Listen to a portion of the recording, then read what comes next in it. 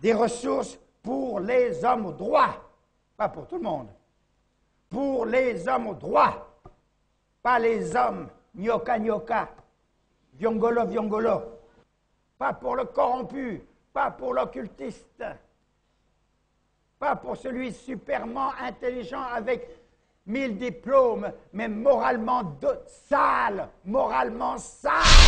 Bien-aimé, c'est l'heure du choix.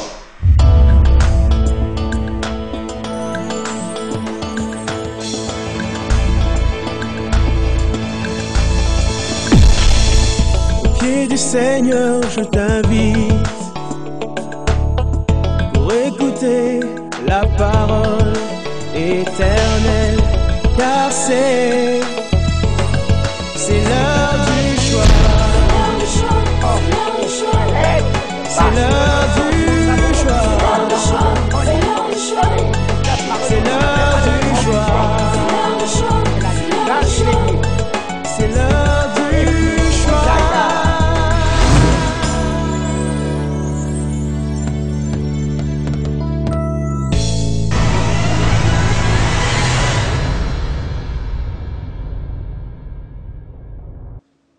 choix. Jean 2.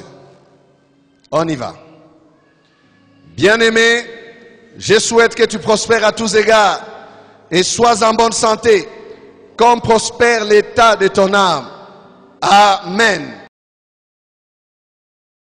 Nous lirons aussi Actes chapitre 13, verset 36. Or, David, après avoir en son temps servi au dessein de Dieu, est mort, a été réuni à ses pères et a vu la corruption. Amen. Amen, amen. Si tu ne m'encourages pas, ça va dormir. Amen, amen. Bon appétit. Nous retrouvons donc notre grand thème, 3 Jean 2. Et nous avons pour sujet ce matin la mission des bien-aimés. La mission des bien-aimés. Oui, il y a une mission. Il y a une mission que Dieu nous confie en tant que bien-aimés. Nous avons des responsabilités. Nous avons des services à rendre les uns envers les autres, vis-à-vis de Dieu aussi, et vis-à-vis de notre monde, pourquoi pas, de notre entourage, je veux dire. Il y a tout un programme. La mission des bien-aimés. Nous avons parlé ici de la communion que nous avons avec le Père. Notre communion est avec le Père. Et Jean disait que nous voulons que vous aussi, vous soyez en communion avec nous. Or, notre communion est avec le Père. Donc, si vous êtes en communion avec nous, vous serez en communion avec le Père. Nous avons parlé des devoirs des bien-aimés. Nous avons parlé des privilèges des bien-aimés. Nous avons parlé des commandements dans les devoirs. Nous avons parlé de ces deux grands commandements qui sont des grands devoirs des bien-aimés. Et nous continuons, bien-aimés, à parler des bien-aimés. La mission des bien-aimés. J'aimerais dire que Dieu n'a jamais créé personne pour rien. Donc Dieu prend le temps de te créer, de te façonner, de t'envoyer dans le monde pour rien. Jamais. Au grand jamais. Dieu n'a jamais créé personne pour rien. Il n'a jamais envoyé quelqu'un sur la terre en touriste. Va voir la terre et puis tu vas revenir. Tu seras encore avec moi ici. Va juste voir la terre. Va voir comment les arbres sont. Vois comment les animaux sont. Vois comment les buildings sont. Vois comment les gens marchent sur la terre. Je t'envoie un missionnaire juste pour voir. Non, il n'existe pas de personnes de cette manière-là ici sur cette terre. Tu n'es pas créé pour rien, frère. Tu n'es pas né pour rien, ma soeur. Amen. Je ne suis pas venu dans ce monde pour rien. Est-ce que tu peux le confesser ce matin? Dis avec moi, je ne suis pas venu dans ce monde pour rien. Amen. Lorsque Dieu a créé Adam et Ève, Dieu les bénit. Et dans la bénédiction que Dieu dit, ou que Dieu prononce sur Adam et Ève, il y a la mission d'Adam et Ève sur la terre. Dieu les bénit, Genèse 1, 28. Et Dieu leur dit, soyez féconds, multipliez, remplissez la terre et l'assujettissez. Amen. Et dominez sur les poissons de la mer, sur les oiseaux du ciel et sur tout animal qui se meut sur la terre. Il y a des responsabilités données à Adam et Ève. Il y a une mission qui leur confie. Assujettissez, dominez. C'est Dieu qui parle. Il dit à Adam et Ève, je ne vous crée pas pour rien. Amen. Amen. Je ne vous envoie pas dans ce monde-là pour rien. Non. Voilà ce que vous ferez. Et il dit, dans Genèse 2, verset 15, l'Éternel Dieu prit l'homme et le plaça dans le jardin d'Éden pour le cultiver et pour le garder. Il lui donne même une occupation, il lui donne même un travail. C'est pas pour rien. Il est vrai que Dieu les a créés pour son plaisir, mais Dieu leur a confié des choses. Amen. Dieu leur a confié une mission. Et comme je l'ai dit, c'est tout un programme. Dieu leur disait, voilà ce que vous ferez sur la terre. Je vous en rends capable. C'est pour ça qu'ils ont eu besoin de la bénédiction de Dieu. Dieu a prononcé ces paroles sur eux pour les rendre conscients de leur tâche, les rendre conscients de leur but. Amen. La mission dont nous parlons ici, vous savez, lorsque nous les évangéliques, nous disons mission, nous voyons la propagation de l'évangile. Mais je ne suis pas encore arrivé à ce point-là, de parler de la propagation de l'évangile, de propager le royaume, qu'on appelle faire la mission. Non, ici je parle du but. Amen. Le pourquoi de notre présence sur terre. Voilà comment nous devons comprendre mission. Le but pour lequel Dieu nous crée, nous met sur la terre. Le but pour lequel Dieu t'a fait femme. Le but pour lequel Dieu t'a fait homme. Le but pour lequel Dieu t'a donné cette famille là où tu es. Le but pour lequel Dieu te place là où tu es. Quelle est ta mission, bien-aimé?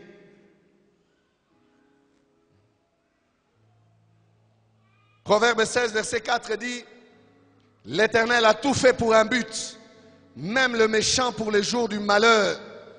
Donc, il n'y a pas de hasard pour Dieu. N'allez pas dire que cet enfant qui est né par une sorte de distraction un samedi soir et quelqu'un s'est retrouvé ou quelqu'une s'est retrouvée enceinte comme ça, comme par hasard, c'est un enfant du hasard. Non, même quand quelqu'un est né comme ça dans des circonstances non préparées, Dieu fait toujours tout pour un but.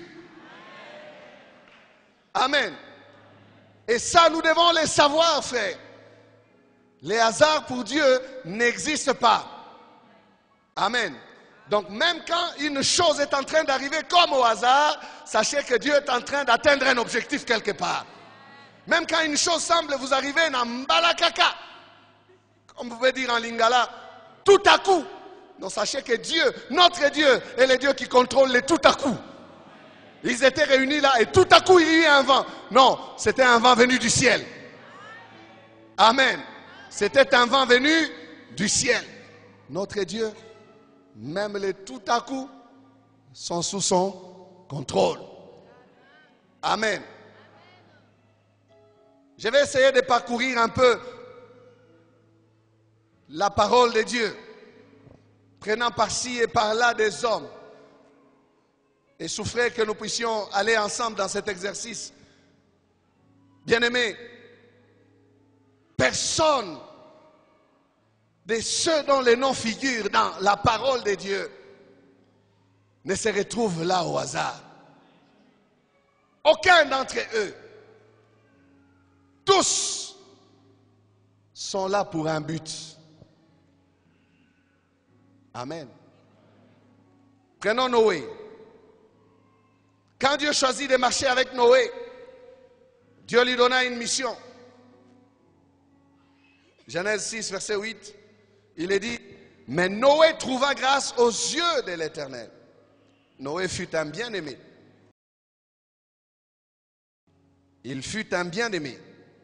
Nous ajoutons les versets 13 et 14. Alors Dieu dit à Noé, la fin de toute chair est arrêtée par devers moi, car ils ont rempli la terre de violence. Voici, je vais les détruire avec la terre. Verset 14. Fais-toi une arche de bois de gopher. Amen. Ce chapitre 6 de Genèse commence par la description terrible de la situation de cette époque-là. Un temps de corruption morale, un temps où l'homme est devenu pervers à l'excès. Et Dieu s'inquiète. Et puis dans ces tableaux-là sombres, il y a un mais. Mais Noé trouva grâce aux yeux de l'Éternel.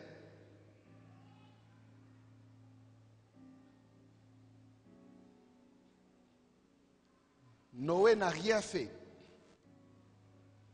Il a trouvé grâce. Noé n'a pas mérité, mais il a trouvé grâce.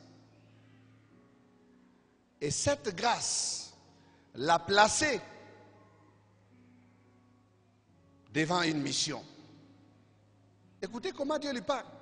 Il dit, fais-toi une arche. Dieu ne dit pas, Noé, fais-moi une arche. Non. Fais-toi une arche. Imaginez que Noé considéra la grâce de Dieu en vain. Et que Noé puisse dire, ça va me servir à quoi? Tu me demandes de faire une arche, moi je n'ai pas le temps, je n'en ferai pas une. Qu'est-ce que Dieu pouvait perdre dans ça? Pas grand-chose. Dieu dit, fais-toi une arche. Qu'est-ce que je vais dire, frère? Je vais dire que lorsque un homme ne connaît pas son but, en fait, il ne sait pas mesurer aussi ce qu'il est en train de perdre. Tu ne m'as pas bien compris. Lorsqu'un homme ne connaît pas son but, la mission que Dieu lui confie, il ne sait pas non plus mesurer combien il est en train de perdre. En fait, découvrir ton but sur la terre ne te profite qu'à toi-même. Fais-toi une arche. Accomplis la mission que moi, Dieu, je te confie. Moi, je te confie parce que je sais voir où tu ne vois pas. Je sais faire des choses que tu n'es pas en mesure de faire. Mais si je te demande à toi, homme, de faire quelque chose, je te rends capable de le faire. C'est toi qui en seras le bénéficiaire. Qui a bénéficié de l'arche? C'est celui qui a fait l'arche avec toute sa famille. Noé ainsi que toute sa maison ont été les bénéficiaires de l'arche. Donc, notre obéissance, bien-aimée, au plan de Dieu ne profitera qu'à nous-mêmes. Tu es en train de te rebeller pour rien. Il y a des hommes qui font les gros dos envers Dieu pour rien. Saisis la pensée de Dieu pour ta vie. C'est toi qui en seras le bénéficiaire.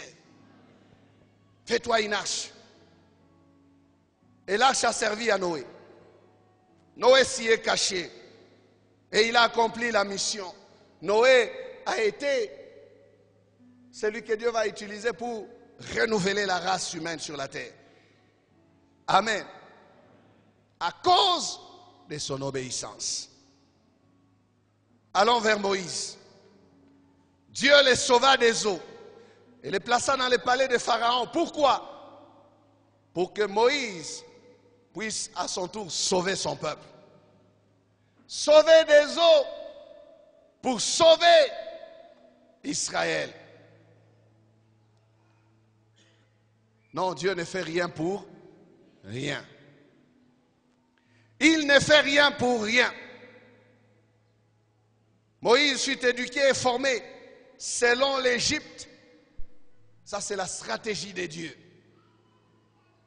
Pharaon a payé les études. Pharaon a nourri Moïse. Pharaon a supporté celui qui va se retrouver en face de lui pour lui dire, l'Éternel m'envoie te dire, laisse aller mon peuple. Si Pharaon pouvait savoir, il n'allait pas payer les Minerval.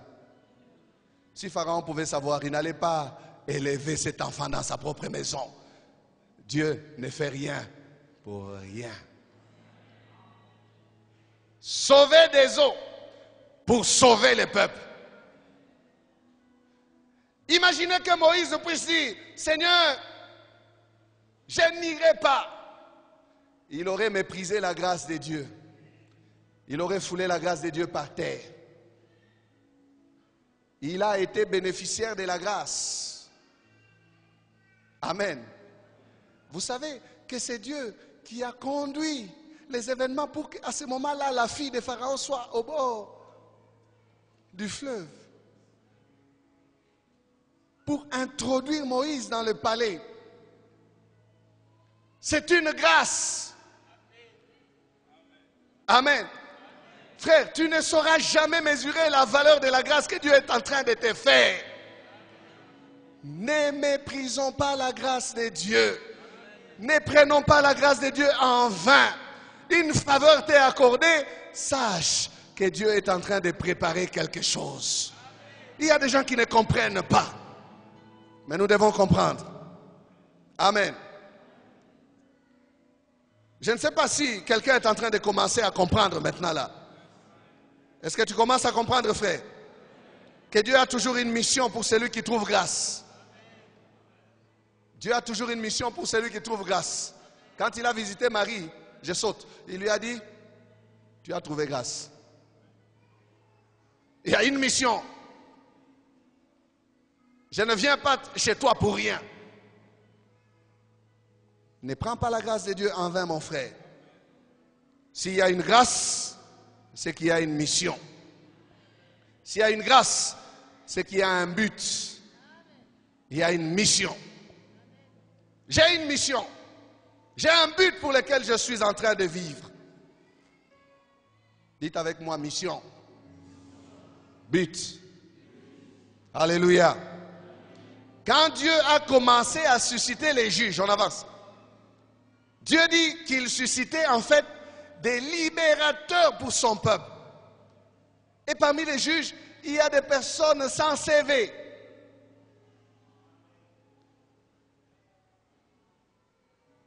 C'est ça la grâce. Tu n'as pas de CV. J'aimerais te dire que pour que Dieu engage quelqu'un et qu'il lui confie une mission, Dieu n'a pas besoin d'un CV. Parce que c'est Dieu qui donne un CV à quelqu'un. Alléluia. C'est Dieu qui donne un CV à quelqu'un. Frère, tu n'as pas de CV. Tu n'as pas ce qu'on peut appeler en anglais des backgrounds. Tu n'as rien dans ton passé, aucune expérience. Mais avec Dieu, quelque chose va commencer à se faire et tu vas avoir une expérience. Et tu vas avoir un CV. Des choses que tu vas commencer à écrire aussi. Pour dire, j'ai eu à expérimenter ça et ça et ça. Amen. Regardez des personnes comme des Jephthé. Fils d'une prostituée. Sans CV. Des personnes comme Gédéon. Sans CV. Inapte, peureux. Un homme zéro. Mais Dieu dit, j'enlève les Z, je mets un H. Tu es un héros. Vaillant héros. Sans CV. Des zéros, il en a fait des héros. Parce que c'est lui qui donne un CV à quelqu'un. C'est quoi? Mission. But. Amen. Oh, dans notre famille, oh, moi je suis ici d'une petite tribu. Vous savez, il y a certaines tribus, quand vous prononcez les noms, les gens ont honte à votre place. Même de ces tribus-là, Dieu peut donner un CV à quelqu'un.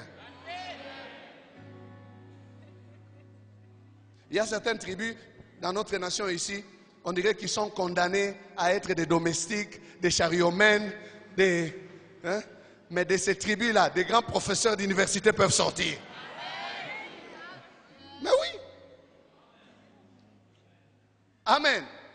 Si tu appartiens à une telle tribu qui fait honte, quand on prononce cette tribu, on dit non, c'est la tribu des prostituées ou c'est la tribu des... Non.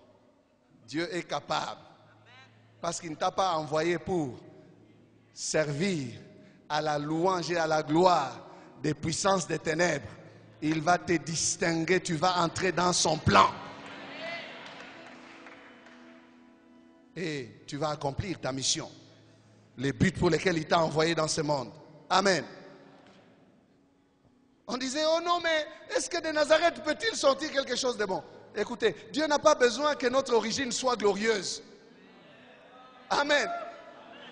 Dieu n'a pas besoin que notre naissance soit une haute naissance. Il n'a pas besoin de ça.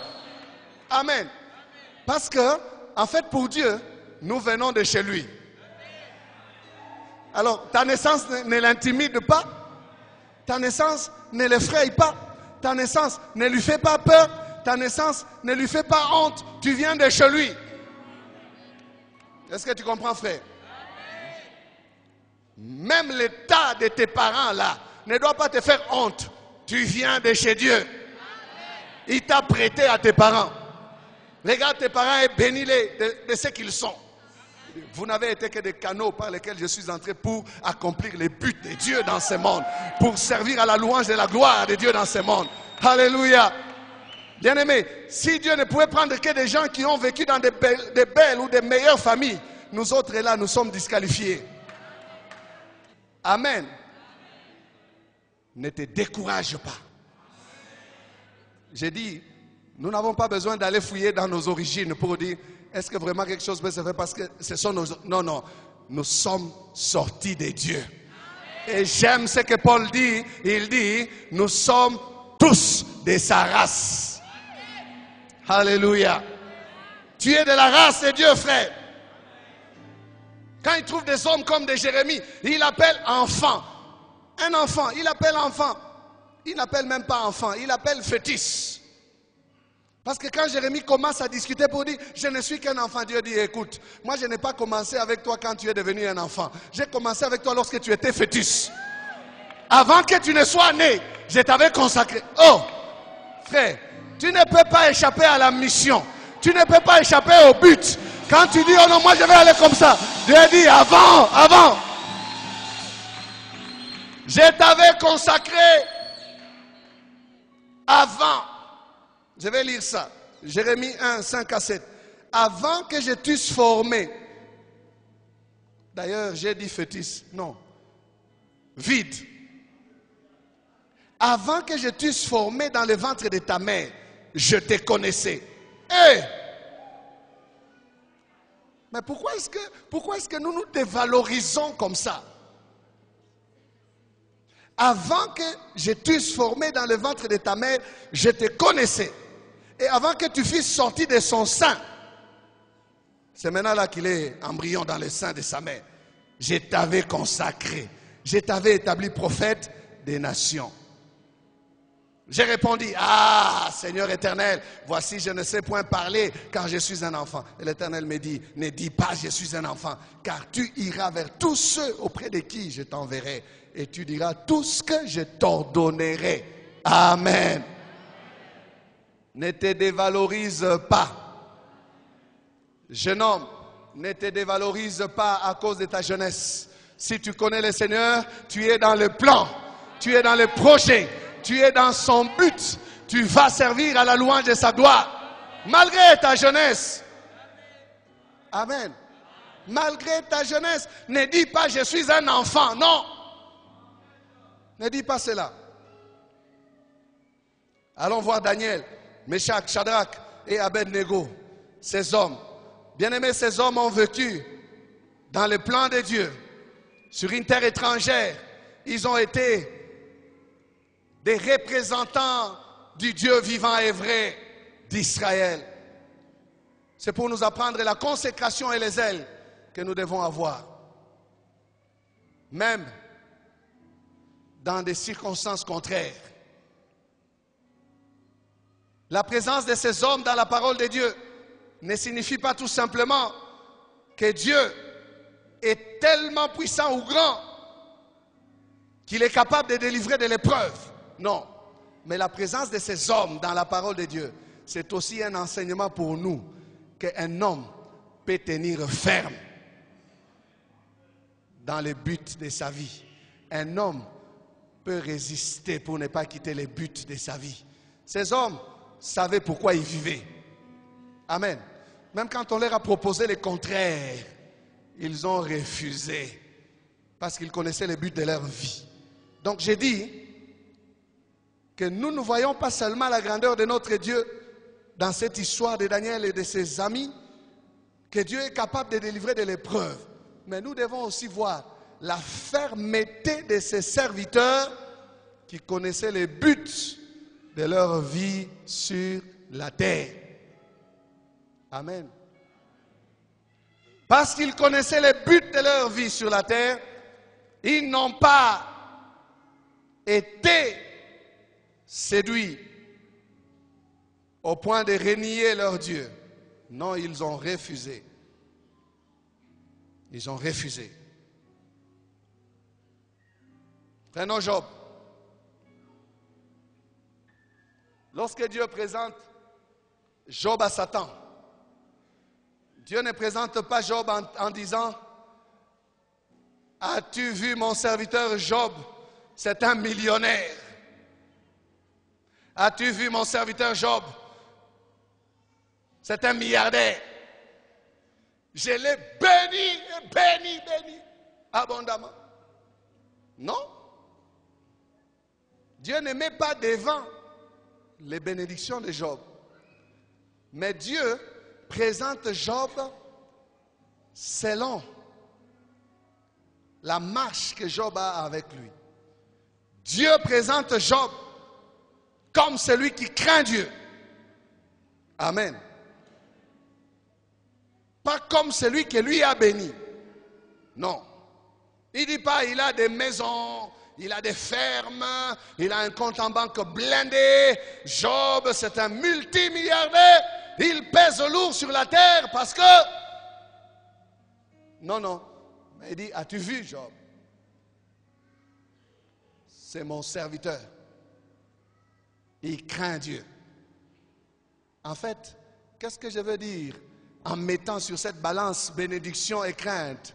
Je veux dire ceci à quelqu'un, que Dieu voudrait utiliser des choses que le diable ne peut pas faire pour faire honte au diable. Le diable donne aussi des millions, frère. Nous ne courons pas après les millions. Mais le diable ne donnera jamais la crainte de Dieu. Le diable ne donnera jamais la sainteté. Donc quand Dieu parle de Job au diable, il parle à Satan d'une chose que lui est incapable de faire.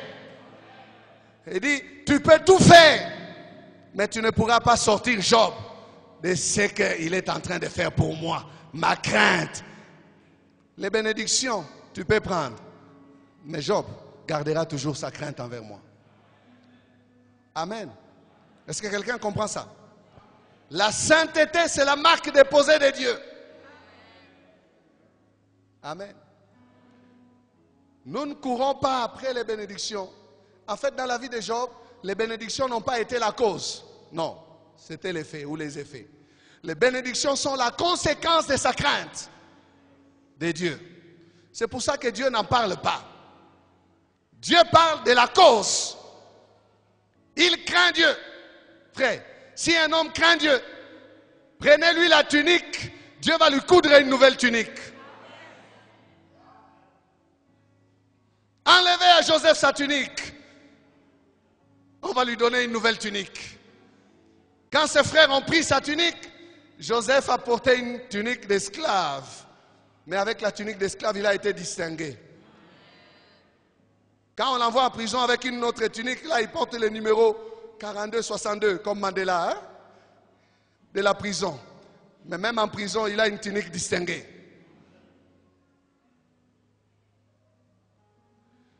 Quand vous prenez ce que Dieu a donné à quelqu'un, Dieu s'arrange pour renouveler. Amen. C'est ce qui s'est passé avec Job. Pourquoi? Parce que Job était dans son plan. Sa mission. Job 1,8. L'Éternel dit à Satan, as-tu remarqué mon serviteur Job? Il n'y a personne comme lui sur la terre. C'est un homme intègre et droit, craignant Dieu et se détournant du mal. Silence total sur les bénédictions. Dis pas c'est un homme qui a 12 000 chèvres, une limousine et tout ça. Non, écoutez, tes biens tu peux les garder pour toi et les utiliser pour ta gloire. Mais la crainte de Dieu c'est pour la gloire de Dieu. Ah, tu n'as pas compris. Il y a des gens qui veulent intimider les autres. Oh, j'ai ceci. Oh, moi. Quelqu'un disait, j'ai un chien que j'ai acheté à 5 000. Et puis ça fait quoi? Et puis quoi? Et la suite, c'est quoi? C'est rien. Amen. Ce qui fait la différence, c'est l'homme intérieur. La valeur que tu as en lui. C'est lui-là. Est-ce qu'il craint Dieu ou non? Amen. Dieu se réjouit lorsqu'il trouve quelqu'un qui comprend sa mission sur la terre. Dieu se frappe la poitrine devant Satan lorsqu'il a quelqu'un qui marche dans son plan. Et Dieu pouvait dire à Satan, tu ne réussiras pas. Il dit, tu me pousses à le perdre pour rien. Tu m'excites à le perdre pour rien. Qu'il plaise au Seigneur qu'il y ait des personnes ici qui réjouissent le cœur de Dieu et pour lesquelles Dieu se frappe aussi la poitrine pour dire devant Satan, as-tu vu ma fille telle? As-tu vu mon fils tel? Ça c'est un témoignage. Dieu témoigne pour un homme. As-tu vu mon fils tel? Oh Seigneur, si tu peux témoigner de la sorte devant les puissances des ténèbres. Amen. Dieu agissait dans la vie de Job. C'est ce qui a attiré à Job la colère de Satan. Et quelqu'un a dit, quand Dieu agit dans une vie, Satan rugit. Mais en vain. C'est sans effet. Frère, quand Dieu agit dans ta vie, c'est normal que Satan puisse rugir. C'est parce que Dieu agit qu'il rugit. Si Dieu n'agit pas, lui aussi il ne rugira pas. Alors, c'est pour ça qu'on dit, s'il ne rugit pas dans ta vie, tu es suspect, c'est que tu marches dans sa direction. Examine-toi, pourquoi tu n'as pas de combat?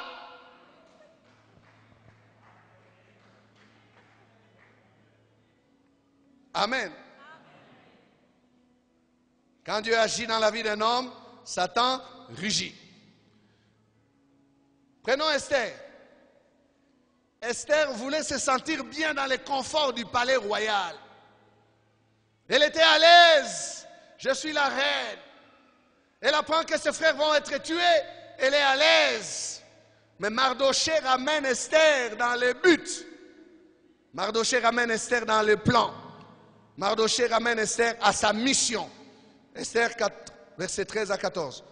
Esther 4, 13 à 14. Mardoché dit, Mardoché fit répondre à Esther, ne t'imagine pas que tu échapperas seul d'entre tous les Juifs, parce que tu es dans la maison du roi.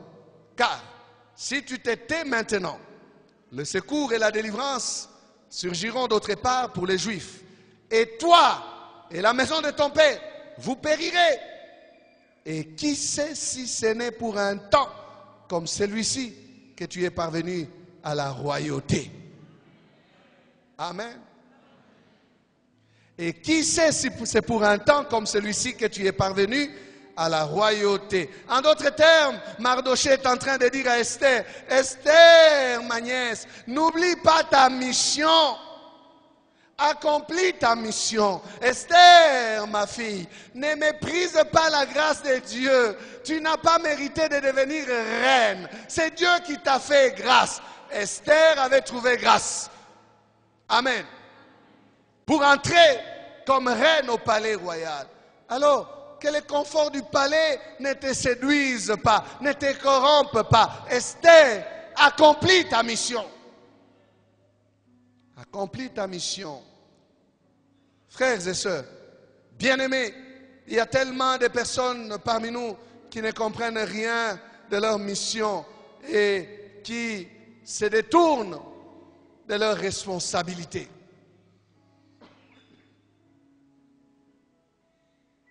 Tellement trop de personnes ne comprennent même pas le pourquoi des bénédictions dans leur vie. La mesure de la grâce de Dieu envers nous doit nous pousser à découvrir aussi notre raison de vivre. Amen. Pourquoi Dieu m'a fait reine? Pourquoi Dieu m'a fait pasteur? Pourquoi Dieu m'a fait diacre? Pourquoi Dieu m'a fait?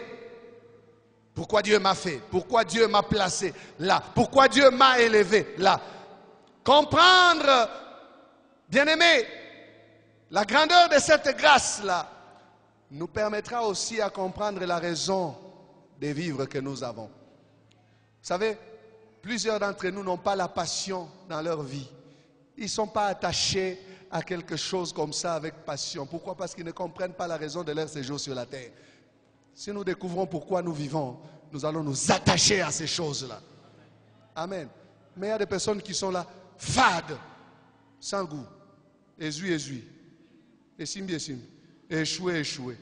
Donc, il y a un rythme.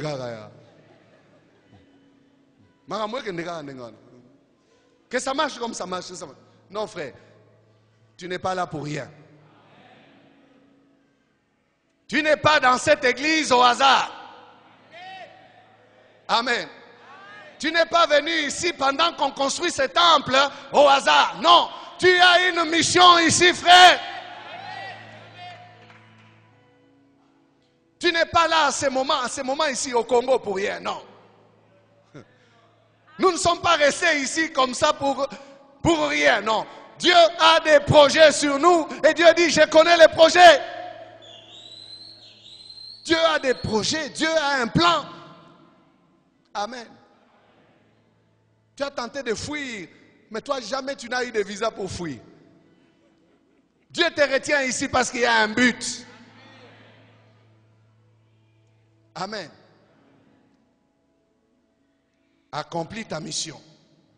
Pourquoi suis-je parvenu à la royauté, moi Esther? Lorsqu'Esther a entendu ça, elle s'est révoltée. Elle a dit, je vais prier aussi. Nous allons ensemble jeûner. Et puis, j'irai voir le roi. Je vais lui parler. S'il me reçoit, je lui parle. S'il refuse de me recevoir, il me tuera. S'il faut mourir, je mourrai. Mais au moins que je serve à accomplir les desseins de mon Dieu. Au moins, j'aurais fait quelque chose. J'ai aimé ce qu'un frère m'a dit hier. Il dit, je suis allé frapper à cette maison-là. Je me suis dit, je n'ai rien à perdre. Si on m'ouvre, j'entre. Si la porte reste fermée, je rentre toujours chez moi. Mais au moins, j'aurais tenté. Voilà des hommes. Au moins, j'aurais tenté. Vous savez qu'il y a des personnes qui réfléchissent toujours négativement. Qui disent, c'est une autorité, il ne va pas me recevoir. Qui te dit qu'il ne va pas te recevoir? Va frapper. Va frapper. Esther a dit, j'irai frapper. S'il tend le sceptre, je pars. S'il refuse de tendre, il me tue. C'était une loi. S'il ne tend pas, tu es mort. Il dit, j'accepte cela. Mais au moins, je vais marcher dans le sens de ma mission. Sauver le peuple de Dieu. Voilà. Amen. Comprendre notre mission va nous aider à mieux vivre notre position. Qui sait si c'est pour un temps comme celui-ci? Frère, on construit. Tu n'as jamais participé. Qui sait que Dieu t'ait béni pour que tu soutiennes son œuvre? Toi, tu ne sais même pas. Tu te réjouis d'entendre des chiffres que nous recevons ici. Mais celui qui donne, il est différent en toi, de toi en quoi? Hein? Il y a des gens qui n'ont jamais donné pour la construction. Jamais. Tu es là, tu me regardes, je te regarde aussi très bien. Jamais. Mais tu dois avoir honte. Tu es assis sur une chaise qui a été achetée.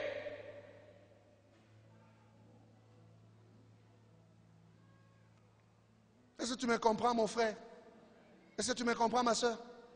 Même la chaise sur laquelle tu es assis là, tu suis le message, elle a été achetée. Mais toi, tu n'as jamais rien donné. Tu dois avoir honte.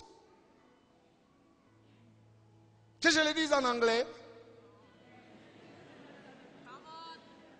Shame on you.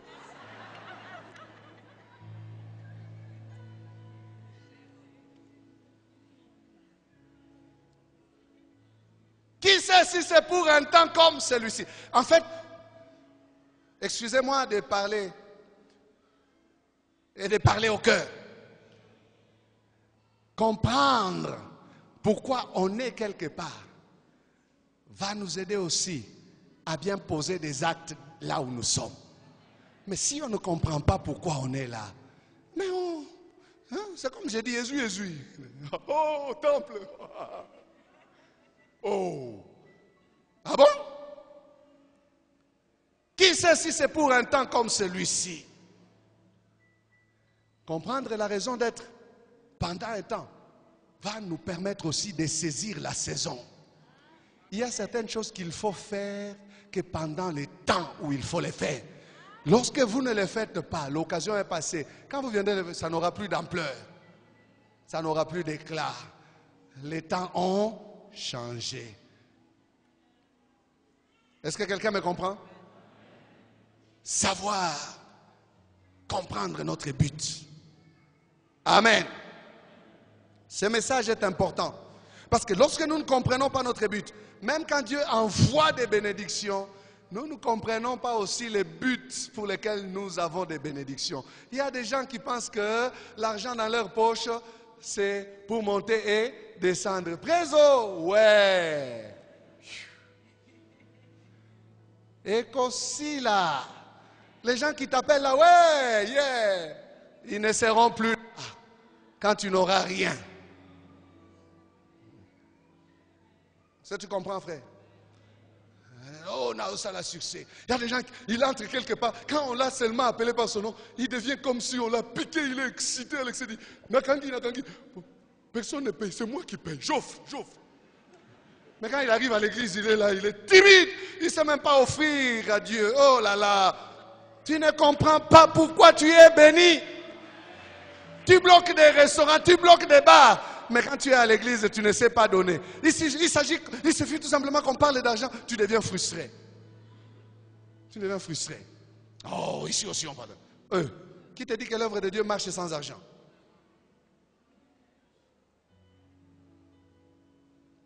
Tu bloques des coins là-bas. Mais tu peux bloquer aussi ici. Et je bloque tous les escaliers là. C'est moi qui vais payer les carreaux là-bas. Alléluia. Bloque aussi ici, frère. Est-ce que je parle à quelqu'un? Bloque aussi ici.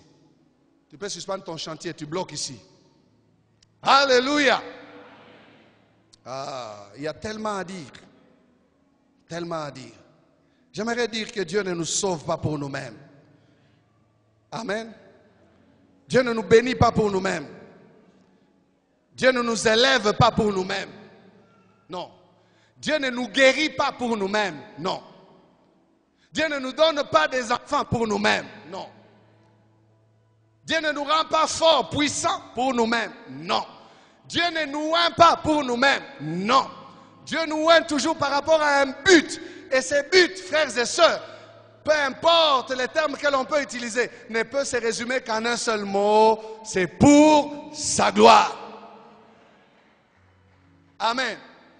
Si dans ce que tu es, Dieu n'y a pas de part, si dans ce que tu as, Dieu n'y a pas de part, si dans ce que tu fais, Dieu n'a pas de part, tu n'es rien, tu n'as rien fait.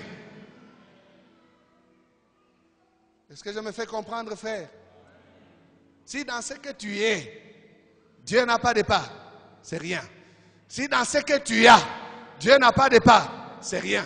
Si dans ce que tu fais, Dieu n'a pas de part, c'est rien. Il faut que Dieu se retrouve. C'est quand Dieu se retrouve qu'on est dans le plan. Dis ça à ton voisin. C'est quand Dieu se retrouve qu'on est dans le plan, qu'on est dans le but, qu'on est dans la mission pour laquelle Dieu nous a envoyés. Amen. C'est ce qui réjouit Dieu, sa gloire. Lorsque Jésus nous donne la prière de notre Père, il dit que ta volonté soit faite sur la terre comme elle est faite comment? Au ciel. Et qui doit faire la volonté de Dieu sur la terre? C'est nous, les bien-aimés, nous. C'est ça notre mission. Amen. C'est lorsque nous faisons la volonté de Dieu que Dieu est glorifié. Amen. C'est lorsque nous faisons la volonté de Dieu que son règne se manifeste sur la terre, puisque nous demandons que ton règne vienne. Ça se manifeste par des actes concrets, par des choses que nous faisons. Et c'est comme ça que les autres voient et les autres savent que c'est Dieu. Amen. Amen. Philippe disait à Jésus, montrez-nous le Père et cela nous suffit. Il voulait voir le Père. Mais Philippe, en posant la question, dit, montrez-nous le Père, cela nous suffit. En disant cela, Philippe a montré son insuffisance. Philippe a démontré qu'il était aveugle. Parce que la réponse de Jésus, c'est que depuis si longtemps que je suis avec vous, Philippe, et tu ne m'as pas connu. Celui qui m'a vu a vu le Père. Amen.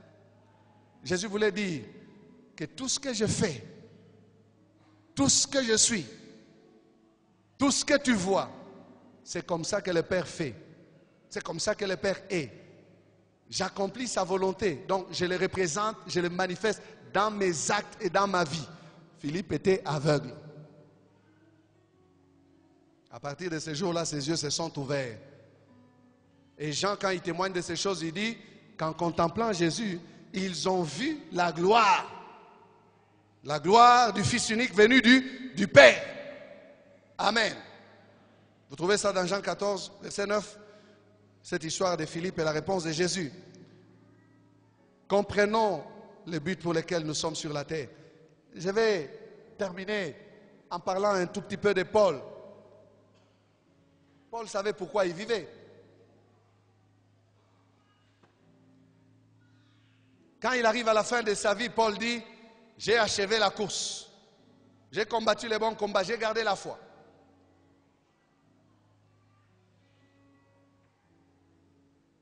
Il a achevé la course. Paul dit, j'ai atteint la ligne d'arrivée. Mais quand il vivait, il disait, j'ai fait une chose, j'ai couru vers le but. Il savait pourquoi il vivait.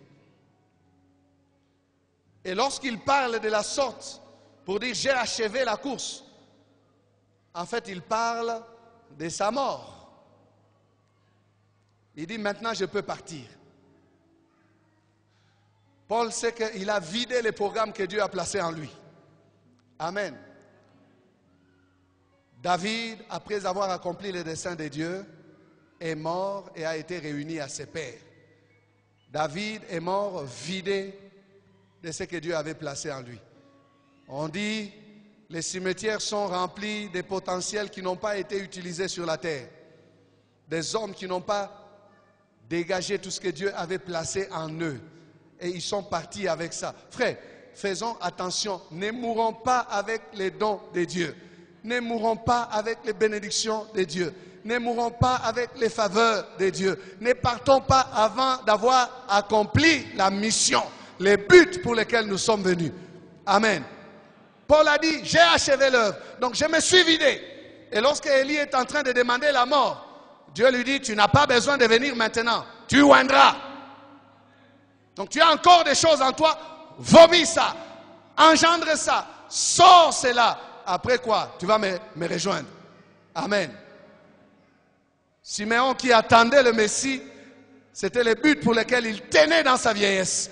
Lorsqu'il a vu le Messie, il dit, maintenant, je peux partir en paix. Amen. Il y a un sommeil de la mort qui ne doit venir que lorsque on a terminé de faire. C'est pourquoi on est venu dans le monde. Amen. Jésus savait pourquoi il vivait. Il dit, je suis venu pour donner ma vie en rançon pour beaucoup. Amen. Et lorsque Pierre voulait l'empêcher, il disait, arrière de moi Satan, il faut que je boive la coupe. Il savait pourquoi il vivait. Est-ce que toi, tu sais pourquoi tu vis?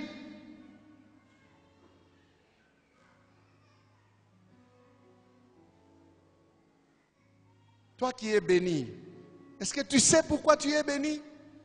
Toi qui es sauvé dans ta famille, est-ce que tu sais pourquoi tu es sauvé dans ta famille, frère?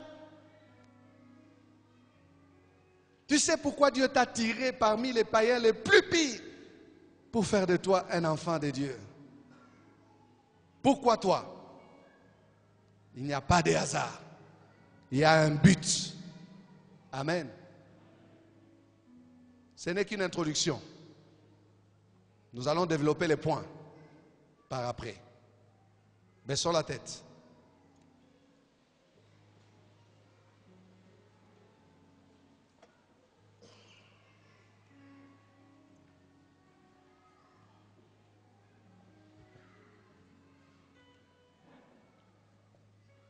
Que le Saint-Esprit t'aide à découvrir ta mission. Si tu découvres ta mission, tu découvres aussi ta destinée. Si tu découvres ta mission, tu découvres ta destinée. Désormais, tu ne vivras plus pour rien. Tu ne vivras plus pour les hasards. Tu ne laisseras pas les choses te traîner, te tirer. Mais tu décideras à les changer. Tu t'imposeras et tu imposeras la volonté de Dieu dans les choses, dans ce que tu fais. Bien-aimés, merci d'avoir suivi ce message. Aujourd'hui, si vous entendez sa voix, n'endurcissez pas votre cœur. Jésus vous aime. Nos prédications sont en continu sur notre site web qui est www.labornelouchi.net. Vous pouvez aussi nous écrire aux adresses électroniques suivantes: lepasteur@labornelouchi.net, guillamani@gmail.com. Pour toutes vos requêtes, écrivez-nous à l'adresse électronique suivante: requêtes@labornelouchi.net. Et si vous désirez nous contacter, appelez-nous au numéro suivant: 099 99 56 891.